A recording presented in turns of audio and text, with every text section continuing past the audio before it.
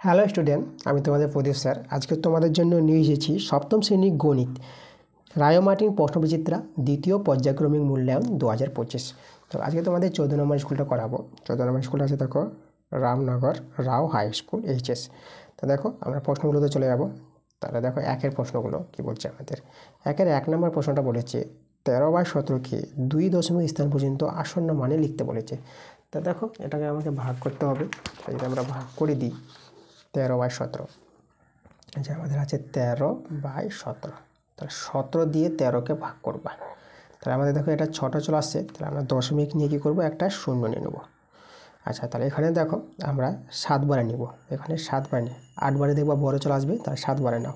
তাহলে 7 7 49, 7 1 7, আর 7 4 11, ঠিক আছে। 7 4 কত 11, তাহলে এখানে আমাদের নামবে 1, আর এটা আমাদের হয়ে গেল 2, এখানে 1 নেমে যাবে 11, দশমিকের জন্য শূন্য নিয়ে নাও। এবার 6 বারে নেবা, 7 বারে বড় হয়ে যাবে। দেখো 7 বারে করেছি 119, তার 6 বারে নেব, এটা 110 আছে। তাহলে 6 7 42, আর 6 1 6, আর 6, আর ওদিকে আমাদের হাতে 4, 6 4 কত 10, ঠিক আছে। এই যে দেখো 102 পেয়ে গেলাম আমরা। আচ্ছা, এবার আমরা দেখো এখানে 2 দশমিক বলেছে না, তাহলে দশমিকের পর 3টা সংখ্যা নেবা, ঠিক আছে। 2 দশমিক বললে 3টা সংখ্যা নেবা, 3 দশমিক বললে 4টা সংখ্যা নেবা। আচ্ছা, তাহলে এখানে দেখো এবার যদি বিয়োগ করি আমরা, তাহলে এটা আমাদের কত নামবে, এটা আমাদের নামবে এখানে 8, এটা তো মিলে গেছে। দশমিকের জন্য শূন্য নিয়ে নিলাম। এবার দেখো 17 কবার যাবে, 17 17, 17 2 34, 17 3 51, 17 4 68, 17 5 85, তাহলে এখানে 17 4 68 নিচ্ছে, ঠিক আছে। এই যে 17 4 68 এখানে আমরা নিলাম, ঠিক আছে। তাহলে এবার আমরা 17 4 68 নিয়ে নিয়েছি। এবার চলো আমরা এটাকে দেখো, আমরা দশমিকের উপর কটা সংখ্যা দরকার ছিল, দশমিকের উপর সংখ্যা দরকার ছিল আমাদের 3টা। তাহলে বাস আমাদের চলে এসেছে, দশমিকের উপর 3টা সংখ্যা চলে এসেছে। এবার দেখো আমাদের বলেছে 2 দশমিক স্থান পর্যন্ত আসন্ন মানটা। তা দেখো এখান থেকে আমরা কীভাবে 2 দশমিক স্থান পর্যন্ত আসন্ন মানটা বের করব। তাহলে 0 দশমিক, দেখো একটা সংখ্যা তো নিয়ে নাও প্রথমে। এবার এই যে 6, 2 নম্বর সংখ্যাটা 2 দশমিক বলেছে, দশমিক পর দুটো সংখ্যা আছে, এই যে সংখ্যাটা আছে 6টা, হয় 6 থেকে যাবে, না হলে 6 এর সঙ্গে 1 যোগ হবে, সেটা আমরা 3 নম্বরটাকে দেখবো বলে আমরা 3 নম্বর সংখ্যাটা নিয়েছি এই জন্য, দেখার জন্য। এই সংখ্যাটা যদি 5 কিংবা 5-এর চেয়ে বড় হয়, তাহলে এর সঙ্গে 1 যোগ হবে, আর এই যে 5-এর চেয়ে ছোটো হয়ে যায়, তাহলে 1 যোগ হবে না। 4 আছে 5-এর চেয়ে ছোটো, তার জন্য এটা 6 থেকে যাবে। তাহলে দেখো আমরা পেয়ে গেছি 13/17 এর 2 দশমিক স্থান পর্যন্ত আসন্ন মানটা কত, এই যে 0.76, এটা আমাদের অ্যান্সার। পরের প্রশ্নে চলে যাবো আমরা। দেখো এখানে আমাদের বলেছে এই যে 0.097 এর 2 দশমিক স্থান পর্যন্ত আসন্ন মান। দেখো এখানে আমরা কত পাবো, এই যে সংখ্যাটাকে যদি তোমরা দেখো, তাহলে আমাদের এই যে আছে 0.097, এটা দেখো দশমিক পর দুটো সংখ্যা নিব, তাহলে দুটো সংখ্যা নেওয়ার পর 3 নম্বরটাকে দেখো, 3 নম্বরটা 7 আছে, তো এর সঙ্গে 1 যোগ হয়ে যাবে, 5 কিংবা 5-এর চেয়ে বড়ো আছে, যেটা বললাম তোমাদের। তাহলে 1 যোগ করলে 9-এর সঙ্গে 1 যোগ করলে 10 হয়ে যাবে। তা 10 বলতে দেখো এই যে এখানে 1 চলে আসবে আমাদের, 0.10, এই যে দেখো 9টা 10 করে দিলাম, 10 করলে তো 1 তো এখানে আসবেই আমাদের। তা দেখো 2 দশমিক স্থান পর্যন্ত আসন্ন মানটা পেয়ে গেছি 0.10, এটা আমাদের কিন্তু অ্যান্সার। তারপরে দেখো আমাদের 3 নম্বর প্রশ্নটা কি বলছে, সূত্রের সাহায্যে গুণফল রূপে প্রকাশ করতে বলেছে। তাহলে আমরা সূত্রের সাহায্যে দেখো এটাকে আমরা গুণফল রূপে প্রকাশ করে দেখাবো। তো তোমাদের দেখো আমি সরলটা আমি দেখাচ্ছি।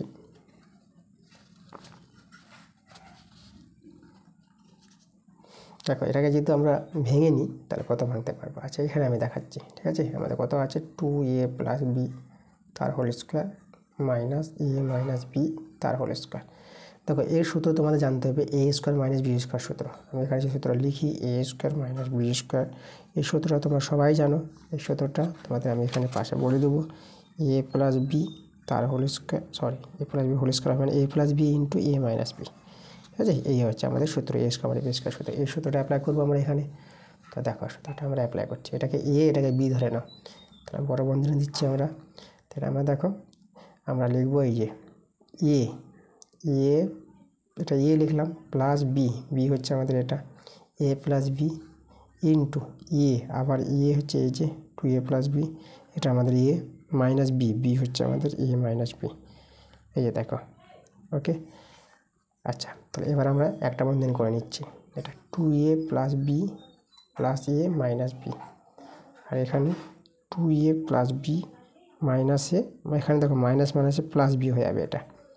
এবার যোগ বিয়োগ করে নাও, এটা আমাদের 3a, এখানে দেখো b কেটে যাচ্ছে, প্লাস b মাইনাস b কেটে গেল, আর এখানে দেখো এখানে আমাদের এই যে এটা বিয়োগ হবে, তাহলে এখানে একটা এ আর বি যোগ করে প্লাস 2b পেয়ে যাবো।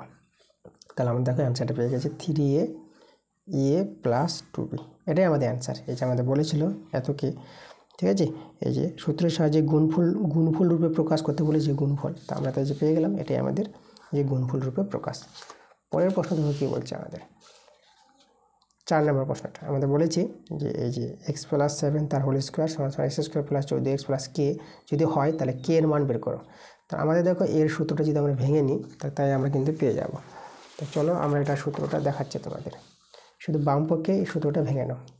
দেখো বাম পক্ষে যদি সূত্রটা ভাঙো বা, তো এটা তোমাদের সূত্রটা হবে এ স্কোয়ার, ঠিক আছে, এ বলতে আমাদের কত এক্স আছে, এক্স তার হোল স্কোয়ার দিয়ে দিলাম এ স্কোয়ার, এখানে বন্ধনী না দিলেও হবে, ঠিক আছে, বন্ধনী দিয়েছে বলে দিলাম আমরা, এ স্কোয়ার প্লাস 2ab, 2a বলতে এক্স, বি হচ্ছে 7 প্লাস বি স্কোয়ার 7 স্কোয়ার, আর ডান দিকে তো আমাদের ছিল এক্স তার whole square plus 14x plus কি, এবার একটু সরল করে না।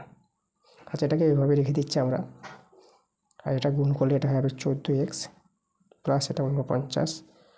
আচ্ছা এখানে এক্স তার whole square plus 14x plus k, বন্ধনী দিয়েছে, বন্ধনী না দিলেও হয়, চলো আমরা দিয়ে দিলাম।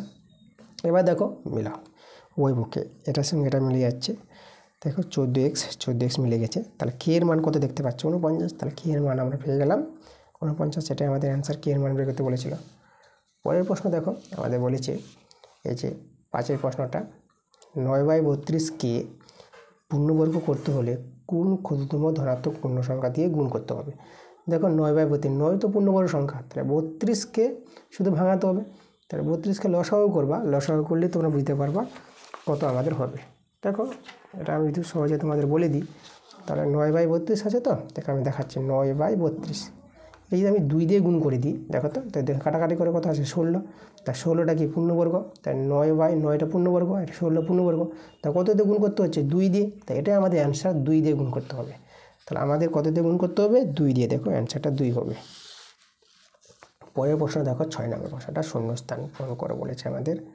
তা আমাদের বলেছে দুটি ত্রিভুজের 3টি ড্যাশ পরস্পর সমান হলেও ত্রিভুজ দুটি সর্বসম নাও হতে পারে। তাহলে এখানে দেখো 3টি কোণ হবে আমাদের, 3টি কোণ যদি পরস্পর সমান হয়ে যায়, তাই না, ত্রিভুজ দুটি সর্বসম নাও হতে পারে, দুটি ত্রিভুজ। তাহলে এখানে দেখো আমি তোমাদের যে দেখাই, দেখো এখানে দুটি ত্রিভুজ আমি তোমাদের নিচ্ছি, এই ত্রিভুজ, দেখো এইভাবে একটা ত্রিভুজ নিলাম, তাহলে এই যে ত্রিভুজের কোণগুলি সমান, একটা বড় ত্রিভুজ নিলাম, বড় ত্রিভুজ দেখাচ্ছি, ঠিক আছে, এই যে দেখো আমাদের এখানে সমবাহু ত্রিভুজ নিলাম, সমবাহু ত্রিভুজের কোণগুলি 60 ডিগ্রি করে হয়, 60 ডিগ্রি 60 ডিগ্রি, এখানে বাহুগুলো 3 সেমি করে আছে, এখানে বাহুগুলো ধরো আমরা নিলাম 5 সেমি করে, প্রত্যেকটা বাহু 5 সেমি, তো কোণগুলো কিন্তু কী হবে 60 ডিগ্রি করে হবে, সমবাহু ত্রিভুজের কোণগুলি হবে 60 ডিগ্রি। তা দেখো কোণগুলি তো সমান আছে, কিন্তু দুটো ত্রিভুজ কি আমরা পেয়েছি সর্বসম বলতে পারবো, সর্বসম কখন হবে যখন বাহুগুলি সমান হবে, তাই না, সর্বসম হতে গেলে বাহু কোণ সব সমান হওয়া দরকার। তো এখানে কিন্তু কোণগুলি সমান পাওয়া যাচ্ছে, কিন্তু বাহুগুলি সমান পাওয়া যাচ্ছে না, এই জন্য বলা হয় দুটি ত্রিভুজের কোণগুলি যদি সমান থাকে তাহলে সেই দুটি ত্রিভুজ সর্বসম নাও হতে পারে। এবার সর্বসম হতেও পারে, ঠিক আছে, যদি সর্বসম কখন হয়, যখন দেখো দুটি ত্রিভুজ যদি এভাবে নেওয়া হয়, দুটি ত্রিভুজ সমানে নিলা, ঠিক আছে, এখানে 3 সেমি, কোণগুলো হবে 60 ডিগ্রি, কোণগুলো হবে 60 ডিগ্রি। আর একটা ত্রিভুজ নিয়ে নিলাম, যে ত্রিভুজটা বাহুগুলো আছে 3 সেমি করে আছে, দুটো ত্রিভুজ, তো কোণগুলো হবে কত 60 ডিগ্রি, এখানে হবে 60 ডিগ্রি, এখানে হবে 60 ডিগ্রি। তা এরকম দুটো ত্রিভুজের ক্ষেত্রে আমরা বলতে পারবো যে কোণগুলি সমান আছে, তাহলে দুটো ত্রিভুজ সর্বসম বলতে পারবো, বাহুগুলি সমান আছে, ঠিক আছে। দেখো এই ক্ষেত্রে পাওয়া যাচ্ছে আমাদের সর্বসম, কিন্তু এই ক্ষেত্রে কিন্তু পাওয়া যাচ্ছে না সর্বসম, তার জন্য দুটি ত্রিভুজের কোণগুলি যদি সমান হয় তাহলে সব সময় কিন্তু আমরা সর্বসম পাবো না। তো এই জন্য কথাটা এই জন্য বলেছে এখানে আমাদের, দেখো যে দুটি ত্রিভুজের 3টি কোণ পরস্পর সমান হলেও ত্রিভুজ দুটি সর্বসম নাও হতে পারে, মানে হতেও পারে নাও হতে পারে, দুরকম হতে পারে, তো অ্যান্সারটা হবে এখানে কোণ আমাদের। চলো আমরা 7 নম্বর প্রশ্নে চলে যাব। কোন ত্রিভুজের প্রতিটি উচ্চতা ও মধ্যমা একই থাকে, তাহলে কোন ত্রিভুজের প্রতিটি উচ্চতা মধ্যমা একই সেটা আমাদের দেখাতে বলেছে। তো দেখো আমি তোমাদের যে বলি, এটা হবে আমাদের অ্যান্সারটা সমবাহু ত্রিভুজ, কী হবে সমবাহু ত্রিভুজের ক্ষেত্রে হবে। সমবাহু ত্রিভুজে দেখো আমি যে বলি, এই যে দেখো সমবাহু ত্রিভুজ মানে প্রত্যেকটি বাহু সমান, তাই না? এটা যদি এ সেমি হয়, এ সেমি, এ সেমি, তাহলে সমবাহু ত্রিভুজে যে মধ্যমা বলতে বিসি বর মধ্যবিন্দু যদি আমরা ডি নিই, ঠিক আছে, বিসি বাহুর মধ্যবিন্দু, আচ্ছা এটা আমরা এদিকে দেখালাম, এখানে আমাদের এ বাহুটা আছে, বিসি বাহুর মধ্যবিন্দু ডি, তাহলে যে এ ডি যদি এভাবে যোগ করা হয় তো এটা আমাদের মধ্যমা। আর সমবাহু ত্রিভুজের যেটা মধ্যমা সেটাকে উচ্চতা বলা হয়, তাই না? এটা আমাদের উচ্চতা হবে, ঠিক আছে। মানে উচ্চতা বলতে এই যে কোণগুলো আমাদের 90 ডিগ্রি হবে, ঠিক আছে, সোজা স্ট্রেট আসবে যেহেতু সমবাহু ত্রিভুজটা আছে। ওকে, তাহলে সমবাহু ত্রিভুজের প্রতিটি উচ্চতা মধ্যমা কী হয়, আমাদের একই থাকে, আমাদের যেটা উচ্চতা সেটাই মধ্যমা। তাহলে আমাদের এখানে সমবাহু ত্রিভুজ। এই ছিল আমাদের অবজেক্টিভ টাইপের প্রশ্নগুলো। পরের প্রশ্নগুলো তোমরা বই থেকে কমন পেয়ে যাবো, বইয়ের অঙ্ক আমি তোমাদের ক্লাস দিব, ঠিক আছে। পরবর্তী ক্লাস তাড়াতাড়ি আসবে, তোমরা ক্লাসগুলো মনোযোগ সহকারে দেখতে থাকো।